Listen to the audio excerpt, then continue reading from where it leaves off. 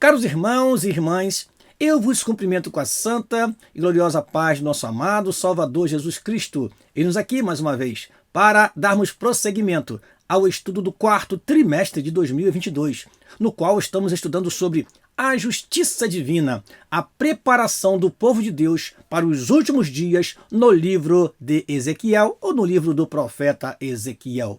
Nós chegaremos no próximo domingo à 12ª lição, a lição que tem como título Imersos no Espírito nos últimos dias. Eu quero agradecer a você que está conosco mais uma vez e a você que está nos conhecendo hoje. É um prazer ter você aqui conosco em nosso canal e eu te peço que você nos ajude a alcançar outras pessoas compartilhando este vídeo com aqueles que estudam a palavra de Deus, preparando-se para ministrar as suas aulas na Escola Bíblica Dominical. Compartilhe também com os alunos para que eles possam estar inteirados do assunto e assim possa também fazer com que a aula seja bem dinâmica. Essa é a nossa intenção. Portanto, eu quero, antes de prosseguir, orar ao nosso Deus, pedindo que Ele nos conceda a sua graça e misericórdia, a sua inspiração para aquilo que iremos falar nesta oportunidade. Oremos ao Senhor. Pai, no nome de Jesus, te agradecemos pela oportunidade que temos de mais uma vez, através deste canal, transmitir a teus filhos mais uma lição da Escola Bíblica Dominical. Que tudo que falarmos seja bem aproveitado por cada professor e aluno. É a nossa oração, no nome de Jesus. Amém e amém. O nosso textuário se encontra no Evangelho de Jesus Cristo, escrito por João, no capítulo 7, versículo 38, o versículo que diz: Quem crê em mim, como diz a Escritura, rios de água viva correrão do seu ventre.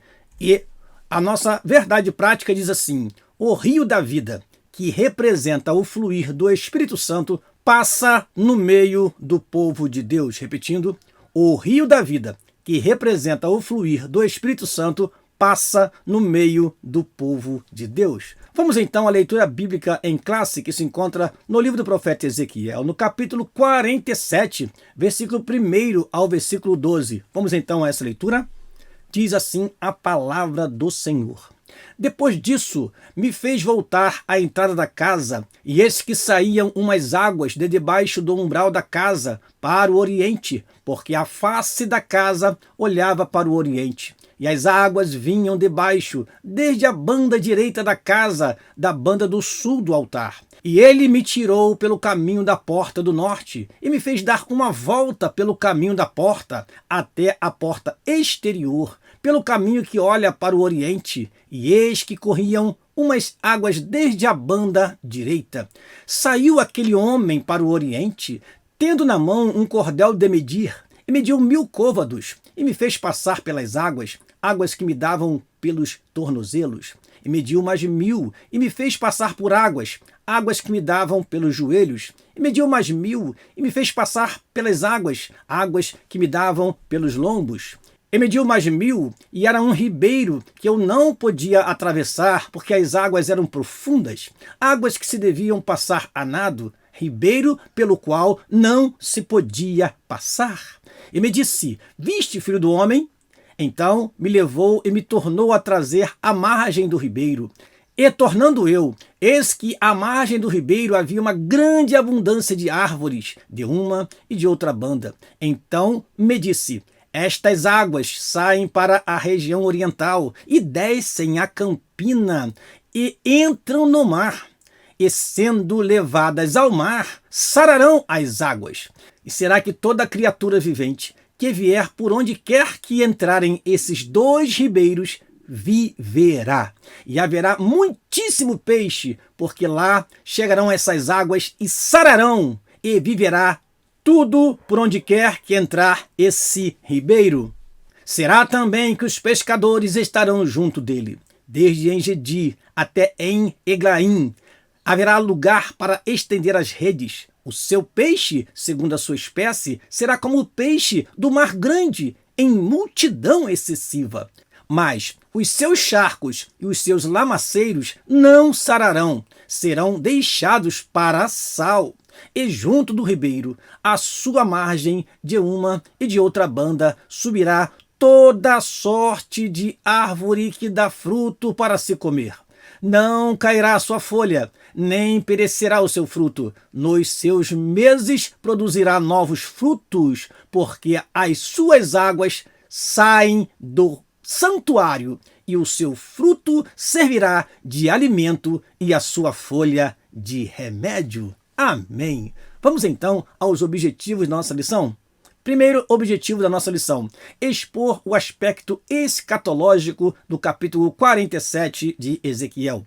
Segundo objetivo da nossa lição: apontar a implicação pneumatológica da profecia, ou seja, relacionada à ação do Espírito Santo. E por último, descrever o contexto geológico do Vale do Mar Morto. Vamos então dar prosseguimento e ir para a nossa introdução.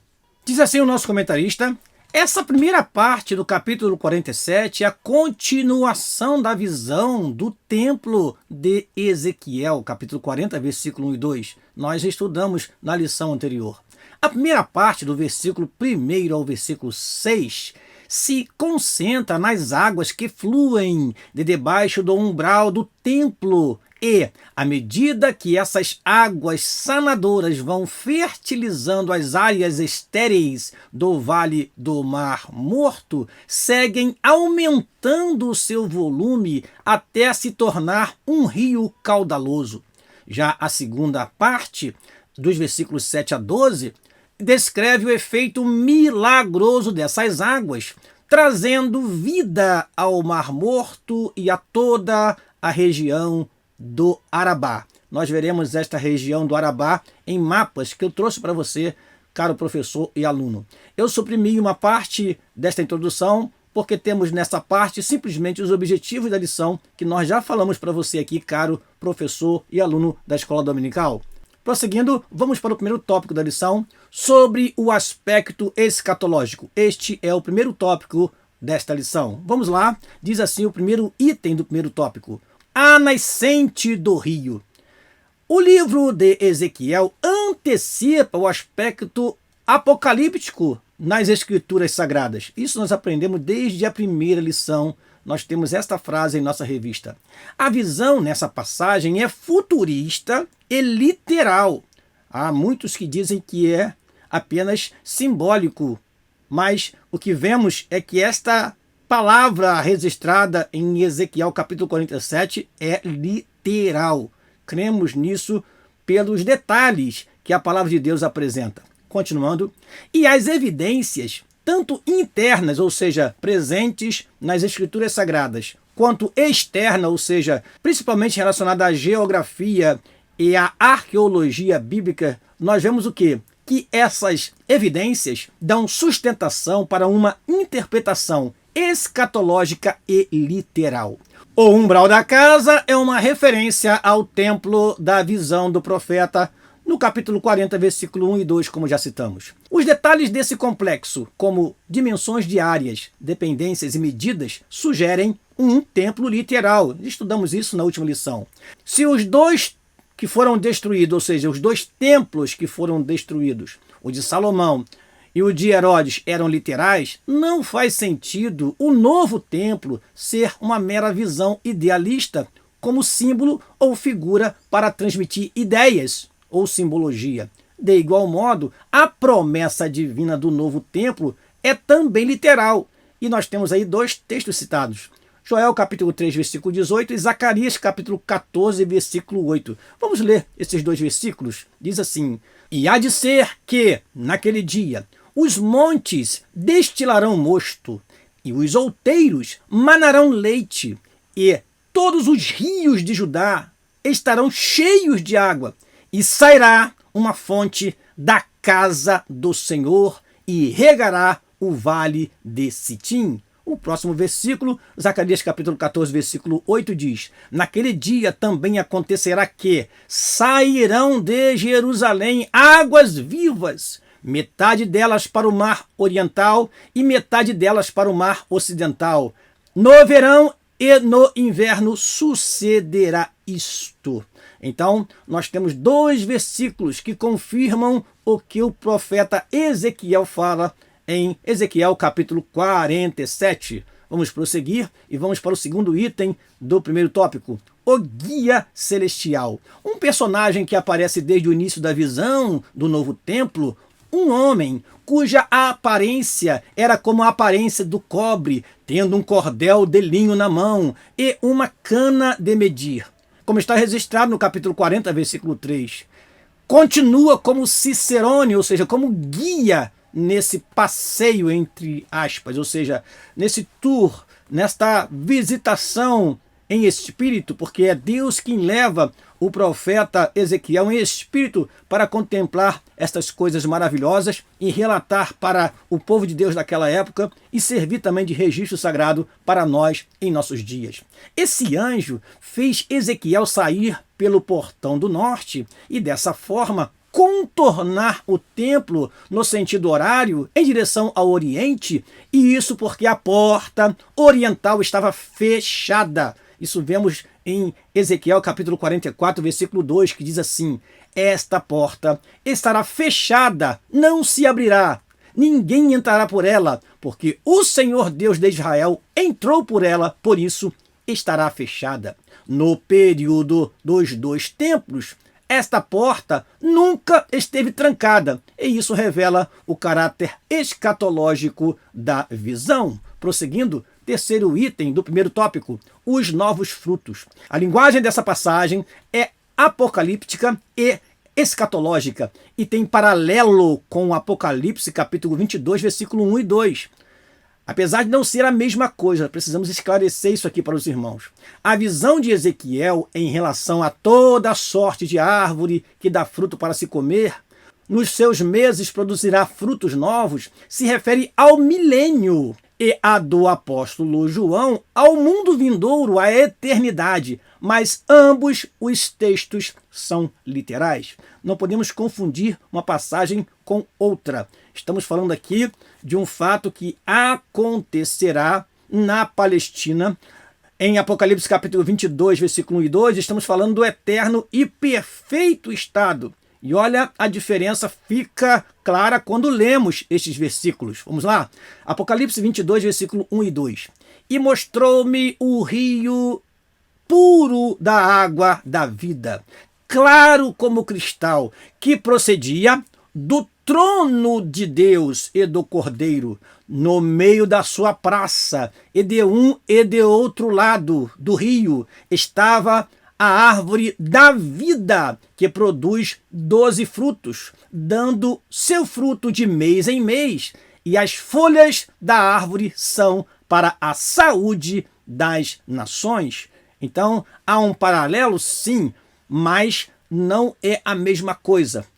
Uma coisa é a fertilidade voltar à região do Arabá, e outra coisa é ter um rio que flui do trono de Deus, e ali também ter a árvore da vida para servir de alimento, de sustentação para todas as nações. São fatos bíblicos diferentes, ambos literais, mas que se cumprirão cada um em seu determinado tempo.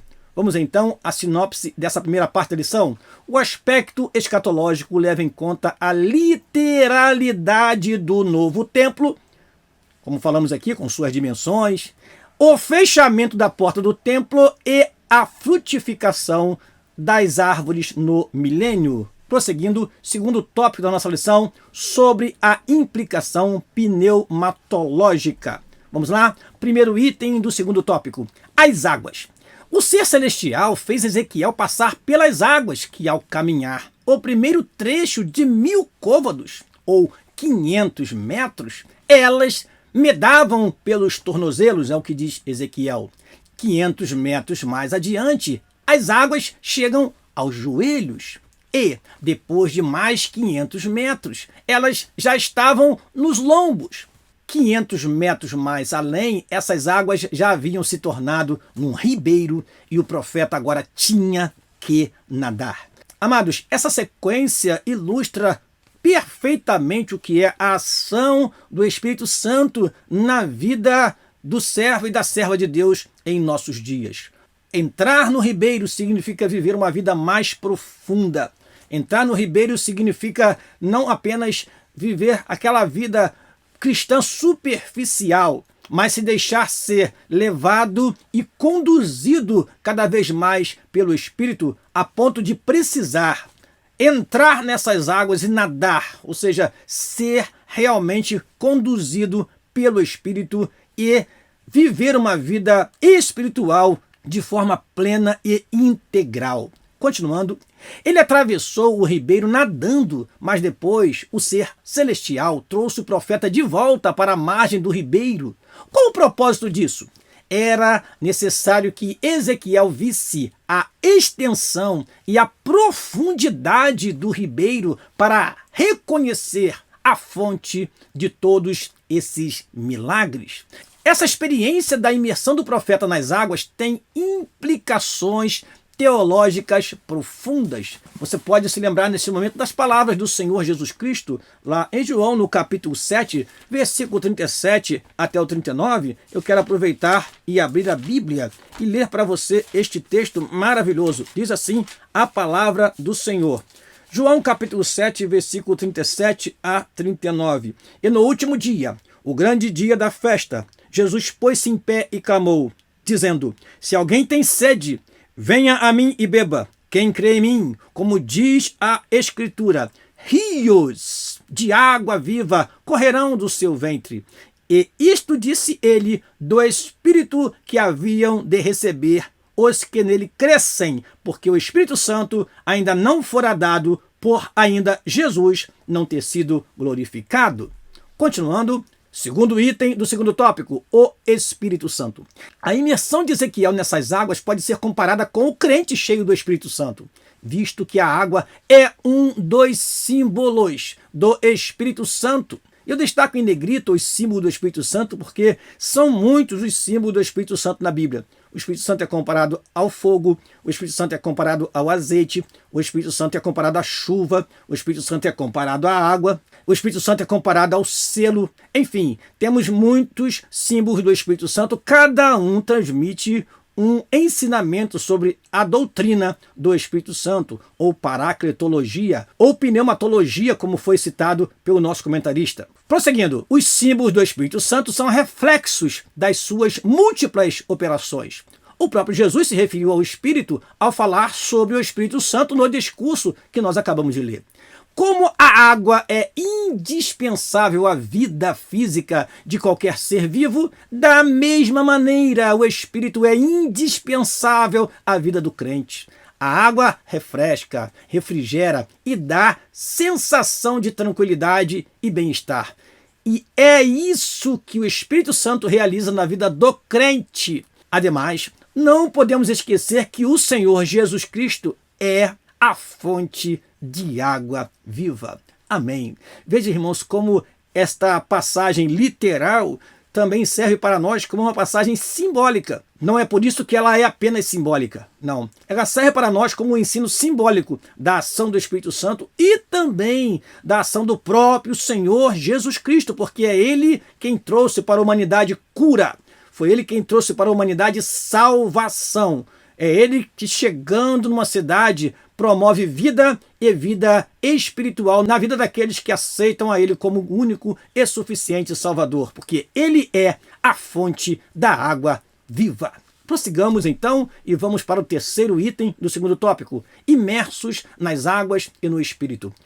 O Espírito Santo é a terceira pessoa da Trindade, ou seja, é uma pessoa. Este é um assunto que eu acredito que todo professor da escola dominical domine. Como ele pode ser uma pessoa e os crentes serem cheios dele? Todos foram cheios do Espírito Santo, é o que diz a palavra de Deus em Atos capítulo 2, versículo 4. Ser cheio do Espírito Santo é uma expressão que indica estar o crente nos domínios do Espírito. Isso está bem ilustrado na visão de Ezequiel, inundado nas águas sanadoras que brotam do templo de Deus. Então, meus amados irmãos, o que preciso alertar os irmãos quanto a isso é o seguinte: quando falamos, uma pessoa está cheia do Espírito Santo, precisamos entender isto como uma forma de entender a ação do Espírito Santo na vida do servo e da serva do Senhor. Não quer dizer com isso que o Espírito Santo não é pessoa, porque ele enche como se fosse água, como se ele fosse apenas uma coisa Não, ele é uma pessoa. É preciso analisar toda a doutrina do Espírito Santo para entender melhor isto, porque o Espírito Santo tem intenção, o Espírito Santo tem vontade, o Espírito Santo tem sentimento. E estas três coisas que acabei de falar estão presentes na alma humana, ou seja, expressam o que é uma pessoa. A Bíblia diz que o Espírito Santo, por exemplo, separou Saulo e Barnabé para a obra de missões. Mas também diz que o Espírito Santo impediu o apóstolo Paulo de ir para a Ásia em um determinado momento e também de ir para a Bitínia. Ou seja, nós temos a ação do Espírito Santo como pessoa. Ele se entristece, podemos causar agravo ao Espírito, podemos blasfemar contra o Espírito, porque ele é uma pessoa e tem sentimentos. Enfim, a doutrina do Espírito Santo nos mostra que ele realmente é uma pessoa e quer dominar a vida do cristão, como este rio. Sendo assim, nós entendemos que esta visão de Ezequiel ilustra perfeitamente o que é a ação poderosa do Espírito Santo na vida da igreja e na nossa vida em particular. A sinopse da segunda parte diz: a água é o maior símbolo da implicação pneumatológica de Ezequiel 47. Vamos então para o terceiro e último tópico da nossa lição, sobre o contexto geológico do Vale do Mar Morto. Primeiro item do terceiro tópico: a abundância de árvores. O Arabá, em hebraico Aravá, e nós vemos isso até mesmo pesquisando, que você vai encontrar Arabá e Aravá. Literalmente significa o quê? Árido, mas aparece também no Antigo Testamento como planície ou deserto. É o nome de um vale que se estende desde a Galileia, ao norte de Israel, e vai até o Golfo de Acaba, ao sul do país, na margem do Mar Vermelho. Diz em Deuteronômio capítulo 1, versículo 1, diante de Suf. Isso em algumas versões. Outras versões não cita dessa forma. Nessa região se localiza o Mar Morto, ou Mar Salgado. É muito comum encontrarmos regiões da Bíblia com vários nomes. Por exemplo, o Mar da Galileia, é Mar de Quinerete, é também Lago de Genezaré. Então, é comum esses locais terem vários nomes. E o Mar Morto, ele tem outros nomes que veremos na outra tela. Prossigamos. Parte da região era território da antiga Pentápolis, que incluía as cidades de Sodoma e Gomorra, cuja destruição trouxe esterilidade na região, de modo que ali não nasce planta alguma, nem mesmo capim, como diz em Deuteronômio capítulo 29, versículo 23. No entanto, a palavra profética contempla o surgimento de abundância de árvores, como resultado das bênçãos das águas vivificadoras. Esse quadro profético é do milênio. Então, nós temos citado aqui uma área da geografia bíblica, e é importante que nós utilizemos recursos neste momento, caro professor e aluno. É bom que você tenha em mãos um atlas bíblico, simples que seja, que te ajudará a mostrar para os seus alunos que região é esta, a região de Arabá. Eu trouxe para você aí na tela e vou tentar de forma simplificada mostrar para você onde está o Arabá. O Arabá é esta região que vai desde o sul do Mar Morto até a Galileia, uma região muito extensa. Nesta região, e você pode observar neste mapa, que este é um mapa físico, ele apresenta ali esta parte como uma parte árida. O Arabá ele vai até o Mar Vermelho, o Golfo de Acaba. É importante ter esses mapas na aula que você pode mostrar ao seu aluno. Então temos à esquerda um mapa que é o mapa físico e temos à direita um mapa que é o mapa político. E assim você pode ver como está essa divisão política hoje. Esta região que vai do sul do Mar Morto, que vai até o Mar Vermelho, se estendendo até o Mar Vermelho, como você vê no mapa político. Esta região ainda é o Arabá, e que se estende até o norte, estende até a Galileia. Então toda esta região é chamada de Arabá, é um lugar árido, deserto. E o que nós temos aqui no meio? o Mar Morto, que é citado na passagem bíblica. Então, meu caro professor e aluno, tenha em mãos atlas, tenha mapas que vai te ajudar muito. O Arabá é toda essa região que vai da Galileia até o Mar Vermelho. Aliás, tem algo interessante. Nós temos visto que o Negueb tem sido cultivado. O povo de Israel tem feito o deserto verdadeiramente florescer. Isso mostra que as profecias bíblicas terão sim o seu fiel cumprimento. Vamos então prosseguir e vamos para o segundo item do terceiro tópico, o Mar Morto. Essas águas, sendo levadas ao mar, sararão as águas. Esse mar é o Mar Morto, ou Mar de Sal, Mar Salgado, também chamado de Mar das Campinas e também chamado de Mar de Arabá, ou da Arabá, ou do Arabá, como temos em várias versões da Bíblia. Localiza-se na depressão mais profunda do planeta. Aqui nós temos um número, esse número varia de acordo com a fonte que você pesquisar, de 396 metros abaixo do nível do mar. E é alimentado pelas águas do Jordão e uns poucos córregos menores. Visto que o lago não possui escoamento natural, suas águas são eliminadas por meio da evaporação. Essas águas possuem uma salinidade incomum que vem desses riachos, fluindo através de solos salitrosos alimentados por fontes sulfurosas. Não há vida nessas águas, que contêm mais de 30% de sais minerais, ao passo que a média dos oceanos é de 3%. É uma fonte de riquezas minerais. E isso faz com que as pessoas boiem com facilidade, alguns lendo jornal, revista. O Mar Morto também tem sido procurado para tratamentos de pele.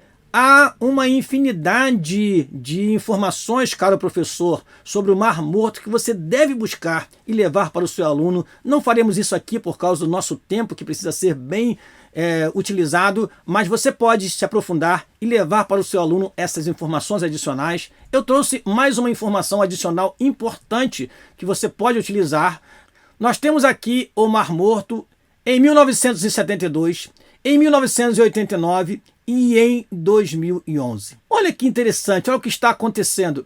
A região do Mar Morto está cada vez diminuindo mais. As águas do Mar Morto estão cada vez ficando mais reduzidas. Olha que aqui nós temos 1972. Aqui nós já temos toda esta região com sal.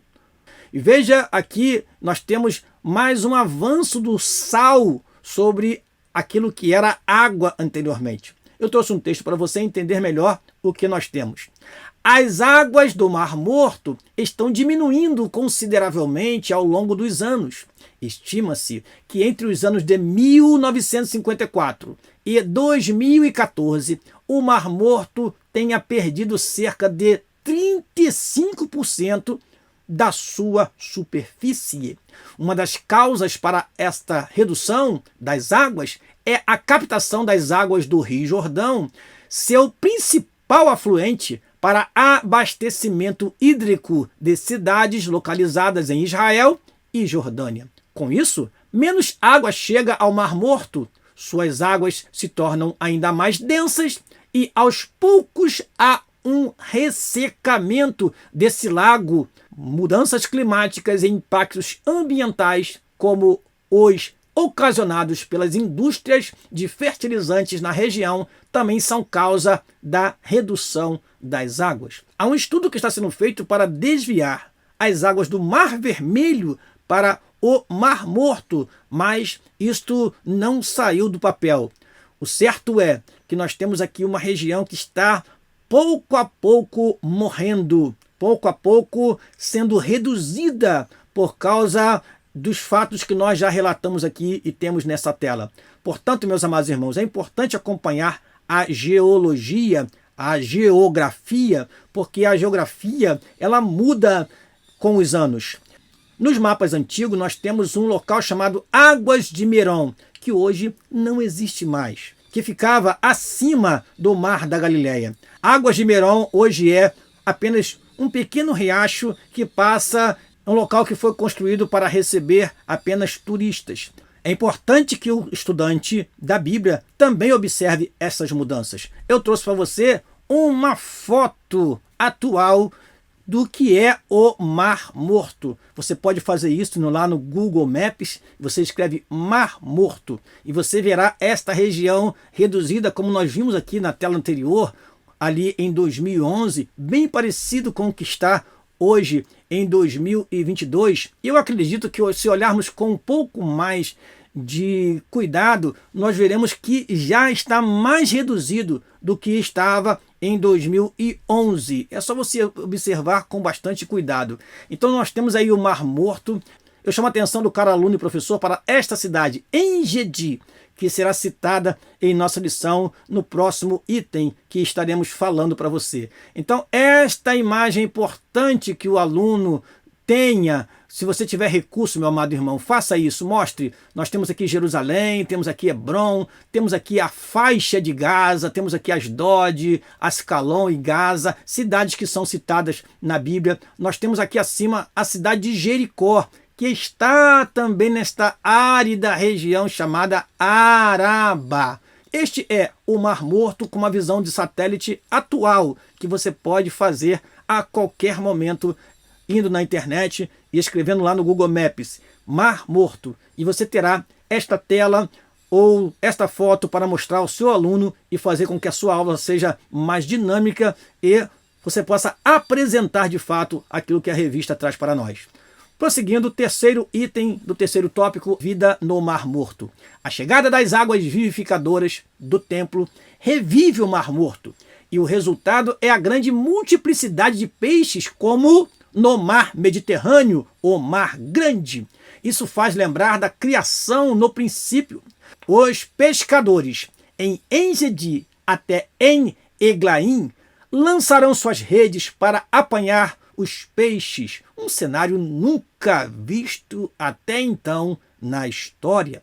En-Gedi, nós mostramos no mapa onde fica. En-Gedi é um pequeno oásis localizado no deserto da Judéia, próximo do Mar Morto, onde Davi se acampou quando perseguido por Saul. Já En-Eglaim é uma localidade desconhecida. Você vai ver vários autores dizendo um que fica ao sul, outro que fica a leste, mas não há consenso. E aí o comentarista diz o seguinte: é uma localidade desconhecida, há quem afirme que fica na outra margem do mar, que seria hoje a Jordânia, mas a linguagem parece indicar sentido norte-sul e não leste e oeste. Portanto, ficamos apenas com a convicção de onde está En-Gedi, porque você olhando no Google Maps, você vai ver esta cidade ali presente no Mar Morto, como já mostramos aqui anteriormente. Prosseguindo, vamos então agora para o quarto item do terceiro tópico, sobre os charcos lamaceiros com sal que não serão restaurados. Há ainda muitas controvérsias. Como a vida não se estende além das águas da salvação, talvez a morte continue nesses buracos salinos. A destruição do milênio em Isaías indica haver pecado e morte em escala reduzida, nascimento e envelhecimento. Ou seja, o comentarista aproveita para dizer aqui que apesar da vida que vai ser restaurada durante o milênio, haverá morte. Apesar de a pessoa viver muito mais durante o milênio pelas condições climáticas que serão restauradas. Mas haverá morte. Alguns entendem isso como um sinal de que, mesmo havendo abundância de árvores, haverá alguém que pode não ser alcançado por essas bênçãos da renovação da terra durante o milênio. Mas há quem afirme que esses charcos serão de grande utilidade para a economia por causa da abundância das riquezas minerais, até para o templo, como o sal para os sacrifícios. Ezequiel capítulo 43, versículo 24. Eu acho importante dizer isso porque se haverá sacrifícios e sacrifícios com sal, como está escrito em Ezequiel 43, versículo 24, e você pode ler isto para o seu aluno, para que ele possa entender, tem que ser deixada então uma parte de sal para que possa ser utilizado nos sacrifícios.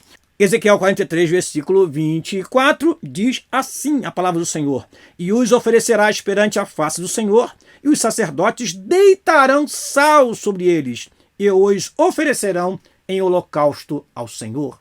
Então, aos que dizem ser uma interpretação simbólica, como vemos aqui nessa primeira parte da lição, mas pelo contexto entendemos que isto é algo literal. Haverá necessidade de sal, tanto para a utilização no dia a dia e na economia, quanto para os sacrifícios que serão restaurados durante o milênio.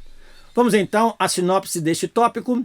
A abundância de árvores como resultado das bênçãos das águas purificadoras na região do Mar Morto é a prova da nova realidade milenial. Chegamos então à nossa conclusão, meus amados irmãos. As águas terapêuticas do Rio da Visão de Ezequiel saem de debaixo do umbral, e as águas cristalinas que saem do trono de Deus e do Cordeiro em Apocalipse apontam para Cristo e o Espírito Santo. É significativa a presença do rio no Éden, no princípio, no relato da criação, e do rio da vida no mundo vindouro. O rio da visão de Ezequiel fica entre eles, ou seja, entre o primeiro e o último. Vemos em tudo isso a restauração escatológica da terra e a efusão do Espírito sem medida. O comentarista fez aqui um apanhado geral, falando sobre rios e falando sobre a ação do Espírito Santo e do próprio Senhor Jesus Cristo como fonte da água da vida. Entendemos, por essa conclusão, que essa passagem de Ezequiel, ela tem para nós uma informação escatológica, mas também pode ser aplicada espiritualmente com todo cuidado, irmãos, para não exagerarmos nas analogias. É preciso que o pregador e o estudante da Bíblia faça isso com muita cautela. Então, eu convido você para a última lição deste trimestre. Estudaremos sobre o Senhor está ali. É o novo nome que a cidade de Jerusalém receberá.